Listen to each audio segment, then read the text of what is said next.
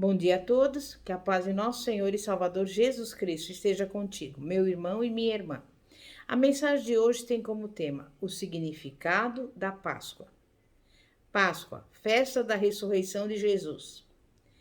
Como por unanimidade, muitos fazem essa declaração.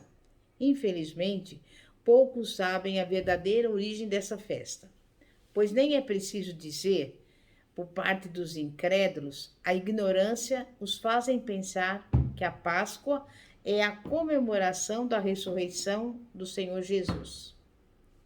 É, na verdade, uma ignorância alimentada pela tradição. Mas que dirão aqueles que creem no Senhor Jesus Cristo, no sangue precioso que ele derramou na cruz do Calvário pelos nossos pecados e que, portanto, se entregaram as suas vidas a ele? São a esses a quem essa mensagem se destina. Se fôssemos ver a origem da Páscoa, isto é, a verdadeira Páscoa, que é bíblica, ela se encontra no livro de Êxodo, capítulo 12, onde o Senhor declara uma série de ordenanças ao seu povo, Israel, para ser lembrada a posteridade e cumprida. Isto é, a Páscoa foi instituída por Deus para Israel, e o significado dessa festa se encontra no versículo 12, o qual diz: porque naquela noite passarei pela terra do Egito e ferirei todos os primogênitos na terra do Egito, tanto homens como animais, e sobre todos os deuses do Egito executarei juízos. Eu sou o Senhor. Tem-se aí, portanto, o motivo da Páscoa, a morte dos primogênitos dos egípcios, e a execução do juízo de Deus sobre todos os deuses egípcios. E em outra passagem, nós vemos que é reforçado o sentido da Páscoa. Por exemplo, quando, pois, tiverdes entrado na terra em que o Senhor vos dará, como tem prometido, guardareis este culto. E quando vossos filhos vos perguntarem: que quereis dizer com este culto? Respondereis: este é o sacrifício da Páscoa do Senhor, que passou as casas dos filhos de Israel no Egito, quando feriram os egípcios, e livrou as nossas casas. Versículos 26 e 27 de Êxodo 12. O significado da Páscoa também é a libertação do jugo dos egípcios. Versículo 42 de Êxodo 12 diz: esta é uma noite que se deve guardar ao Senhor, porque os tirou da terra do Egito. Como se vê, o seu significado é bem diverso daquele que o mundo vê. A ressurreição do Senhor Jesus, pois não existem bases sólidas para tal argumento, visto que a ressurreição foi uma consequência da perfeição do Senhor Jesus, uma vez que ele não cometeu qualquer pecado, portanto, não poderia permanecer morto, e também a garantia da sua vitória sobre a morte, fazendo valer assim a promessa da vida eterna para todos aqueles que creram e se entregaram a ele. Mas em nenhuma parte das Escrituras diz que a Páscoa é a comemoração da ressurreição do Senhor, nem no Velho quanto no Novo Testamento. Portanto, ao se tratar de definir um sentido diferente daquilo que Deus estabeleceu para uma festa por ele ordenada, é o mesmo que estivesse torcendo e distorcendo a sua palavra, sejam quais forem os motivos apresentados. E uma das evidências dessa distorção é pelo fato de que a Páscoa católica, hoje oficialmente adotada no mundo, inclusive no meio evangélico, jamais deva coincidir com a Páscoa judaica. No entanto, isso nem sempre acontece, pois o Concílio Eclesiástico de Nicéia reajustou o calendário numa tentativa de evitar a coincidência da Páscoa com o Pessá, a Páscoa judaica, o que, entretanto, vez por outra, ainda ocorria. Se apelou inclusive ao matemático Gauss para estabelecer uma fórmula simples e prática no cálculo da data da Páscoa, visto que todas as festas móveis católicas dependiam do dia da Páscoa. A razão de tudo isso é pelo fato de que o calendário hebraico é lunar, isto é, baseado no ciclo da lua, enquanto que o calendário dos católicos, o gregoriano, é solar.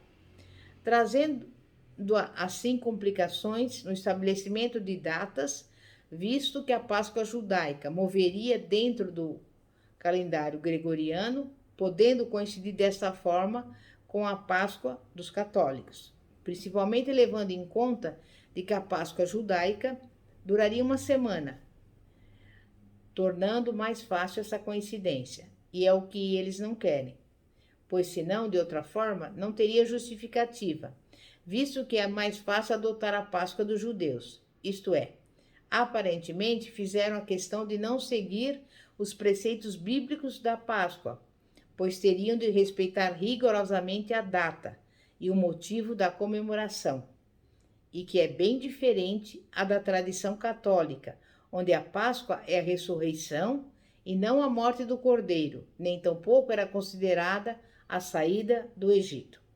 Outra coisa a ser considerada é que a Igreja Católica permitiu a matança dos judeus nas festas das Páscoas, sob uma falsa acusação de que esses usavam o sangue das crianças cristãs para a confecção dos pães ázimos. Os pães ázimos, isto é, pães sem fermentos, fazem parte do preceito bíblico para a comemoração da verdadeira Páscoa, que é judaica. Para esse caso, reparamos um odioso antissemitismo, bem evidente na Idade Média, onde não somente desprezaram os preceitos bíblicos da Páscoa, estabelecendo seus próprios, como também ignoram o sentido dos pães ázimos, dando uma versão pervertida ao povo, que crê cegamente nas suas doutrinas. O antissemitismo pode perfeitamente bem explicar todas essas distorções. O próprio Senhor Jesus, quando instituiu a ceia do Senhor, se deu no dia da Páscoa.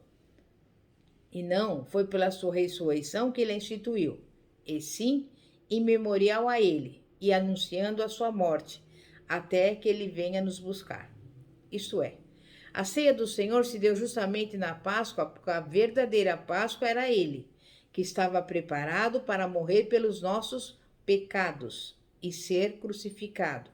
Por isso que ele foi chamado o Cordeiro de Deus que tira os pecados do mundo, porque ele é o Cordeiro a ser sacrificado, a Páscoa, para derramar o seu sangue pelos nossos pecados, pois sem tal sacrifício, nenhum homem poderia se aproximar de Deus e entrar em comunhão com ele, ganhando assim a vida eterna. Razão pela qual, uma vez feito tal sacrifício, o único verdadeiro e perfeito, deixaria de ter sentido a Páscoa, uma vez que o antigo pacto foi consumado. E foi por essa razão que o Senhor Jesus se reuniu com seus discípulos para realizar a última Páscoa, a válida, e estabelecer o novo pacto, mais abrangente e debaixo da graça, a ceia do Senhor. Ora, se o irmão pretende celebrar a Páscoa, ele deverá seguir à risca os mandamentos que Deus deu a Moisés. Terá de deixar de participar da ceia do Senhor periodicamente, geralmente de mês a mês, pois a Páscoa só se dá por volta dos meses de março e abril de cada ano. E visto que era celebrada no mês de Abibe, no dia 14 em diante, e deverá imolar um cordeiro e comer por 7 dias, pães ázimos e ervas amargas. Não imolando o cordeiro mesmo assim, teria de ser com pães ázimos e já terá transgredido a lei de Deus. Mas acontece que a Páscoa é um mandamento somente para o povo de Israel e não para os outros povos, quanto mais para a Igreja de Cristo, pois senão terão de seguir à risca todos os preceitos que Deus deu a este povo. É uma celebração exclusiva do povo de Israel, pois nós lemos em Êxodo 12:13 o seguinte: falai a toda a congregação de Israel. É uma festa que deve ser guardada por todos os filhos de Israel. E mais, o estrangeiro não deve comer dela. E se por um acaso um estrangeiro, um gentil, quiser participar da Páscoa, deve ser circuncidado. Circuncidará um salvo em Cristo para participar da Páscoa? É estar debaixo da lei e não da graça. E tanto pelo fato de estar debaixo da lei, que caso um homem, filho de Israel, se não comemorou a Páscoa, deve ser extirpado do povo de Deus. Em outras palavras, executado. Era, portanto, um mandamento severo, um pacto feito entre Deus e Israel, assim como o mandamento de guardar o sábado. Logo, se nós fôssemos comemorar a Páscoa, nos colocaríamos ao mesmo pé de igualdade com os adventistas do sétimo dia. A Páscoa que se comemora nos dias de hoje não se assemelha nem um pouco com a Páscoa bíblica e que faz parte da lei que Deus ordenou a Moisés e que era destinada a todo Israel. Pelo contrário, essa Páscoa que conhecemos é completamente estranha aos preceitos bíblicos e que se reveste de outros valores sob o disfarce do cristianismo nominal. Acima de tudo, o seu paganismo se demonstra em duas evidências, o ovo e o coelho. São símbolos que vieram dos antigos povos, como os egípcios e os persas, além de outros. Neste caso, os ovos eram tingidos e dados aos amigos, e os chineses os usavam nas festas de renovação da natureza. E como peças decorativas pagãs, chegaram a nós, provenientes de outras regiões, como a Ucrânia, sob o nome de pensacas. É rica a simbologia pagã relacionada com os ovos. Segundo Siriote, são emblemas da imortalidade encontrado nos sepulcros pré-históricos da Rússia e da Suécia. E também é usado como escrita hierográfica dos egípcios, considerado como o que é potencial, o princípio da geração, o mistério da vida, sendo usado pelos alquimistas. Enfim, o ovo é o símbolo cósmico na maioria das tradições, desde a Índia até os druidas celtas. Para os egípcios, o deus Ré nasceu de um ovo e para os hindus, Brahma surgiu de um ovo de ouro e que depois, com a casca, fez o universo. Para os chineses, nasceu de um ovo cósmico. Ele é o símbolo de fertilidade, usado como talismã pelos agricultores, e tem diversas superstições ligadas ao seu uso. Na mitologia grega, os gêmeos Castor e Pólux nasceram de ovos botados por uma mortal, Leda, quando fora seduzida por Zeus, que lhe apareceu sob a forma de um cisne. O ovo era, na verdade, considerado por diversos pagãos como a origem dos seres humanos. Quanto ao coelho da Páscoa, provém da lebre sagrada da deusa Eastra, uma deusa germânica da primavera. Era ela, a lebre, que trazia os ovos e que em outras regiões, como na Alemanha, tal papel era exercido pela raposa da Páscoa, ou na Macedônia, pelo espírito do dia, Pachalaia. Porém, prevaleceu como símbolo da fertilidade a lebre ou o coelho, porque já era conhecida como tal durante muitos anos. E em várias regiões, a lebre era considerada uma divindade. Ela está relacionada com a deusa lunar Hécate, na Grécia, e além da Eastra, tem seu equivalente que é a deusa Harek dos germanos, que era acompanhada por lebres, consideradas como símbolos da fertilidade, devido à grande capacidade de se reproduzir, e segundo os anglo-saxões, como também os chineses, associada à primavera. É interessante notar que a lebre ou o coelho é considerado como um animal imundo e que só recentemente é que a Páscoa está sendo comemorada como uma festa em homenagem à primavera em Israel, ligada, portanto, com os ritos da fertilidade. Isto é, já se tem uma contaminação pagã na Páscoa judaica e que outrora era considerada bíblica, e com muita razão. A Páscoa judaica já há muito tempo deixou de ser bíblica, visto que não tem mais eficácia, pois a verdadeira Páscoa, o Senhor Jesus, já foi consumado lá na cruz. Por este motivo é que Deus permitiu a destruição do Templo de Salomão, cerca de 70 depois de Cristo, para que fosse impedido a comemoração da Páscoa, pois tal comemoração, juntamente com outros preceitos, prenderiam os judeus à lei, ao antigo pacto, e que deixou de ser válido. Além disso, os sacrifícios de holocausto, que fazem parte da lei, só poderiam ser realizados no templo e não em outro lugar. Tendo isso em conta, de que a própria Páscoa, instituída por Deus, deixou de ser válida, quanto mais não seria antibíblica a comemoração da Páscoa do mundo, cuja procedência é claramente pagã?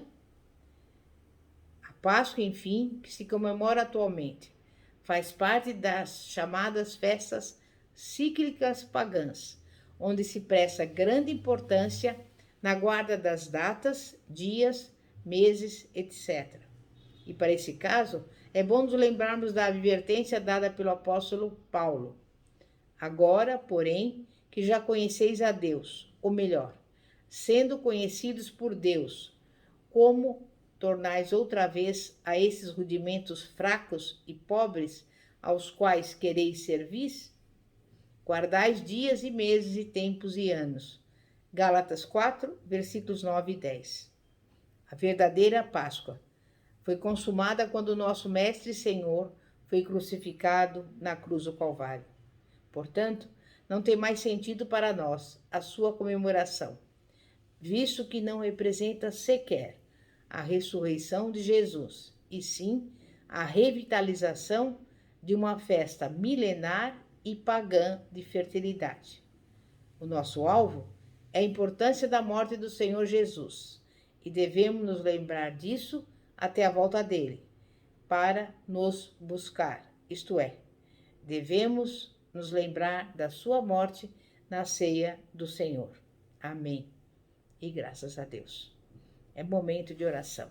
Santíssimo Deus e poderoso Pai, Pai de nosso Senhor e Salvador Jesus Cristo. Sabemos que só o Senhor é Deus, além de ti não há nenhum outro. Somente a ti toda honra, toda glória, todo louvor, toda vitória e toda majestade. E neste momento quero te pedir em favor daqueles que estão doentes, que o Senhor entra com a bênção, com a providência, com a resposta, com a cura. E também quero pedir em favor daqueles que estão passando por necessidades, que o Senhor envie a provisão, porque Tu és o Deus provedor, Jeová Jireh. Vai ao encontro das famílias que estão nos ouvindo agora, repreendendo toda briga, toda contenda e toda divisão. Coloca nos lares, Pai, a união, a harmonia e a paz que excede todo entendimento. É o que eu lhe peço, desde já te agradeço, em nome de Jesus. E eu convido você, que nos ouve neste momento, para se inscrever no nosso canal do YouTube, Igreja Poder de Cristo, cujo símbolo é uma semente. Nós temos mais de 920 vídeos e você poderá ouvi-los cuidadosamente. O símbolo da semente representa a palavra de Deus, porque a palavra de Deus é que tem poder. E nós sabemos que somente a palavra de Deus tem a expressa vontade do Senhor.